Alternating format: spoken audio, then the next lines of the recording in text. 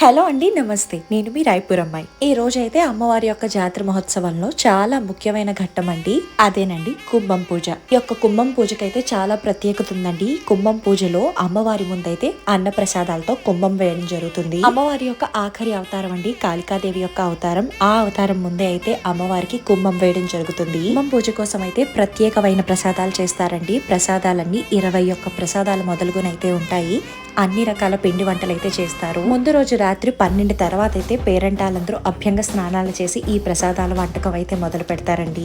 మరుసటి రోజు పొద్దునకైతే ఈ ప్రసాదాలన్నీ పూర్తవుతాయి. ఇక్కడ అమ్మవారి ముందు కుంభం వేయడం కోసం అమ్మవారి యొక్క అన్న ప్రసాదాన్ని బుట్టలతో అయితే తీసుకెళ్లడం జరుగుతుందండి. ఈ విధంగా అమ్మవారి ముందు అయితే కుంభం వేసి అమ్మవారి కోసం చేసిన ప్రతి ఒక్క ప్రసాదాన్ని అయితే పెట్టడం జరుగుతుంది. అమ్మవారి కోసం చేసిన ప్రతి ఒక్క పిండి వంటకం ప్రసాద పదార్థాన్ని కుంభంపై ఇలా పేర్చడం అయితే జరుగుతుందండి. ఈ విధంగా అయితే అమ్మవారి యొక్క కుంభం పూజ జరుగుతుందండి.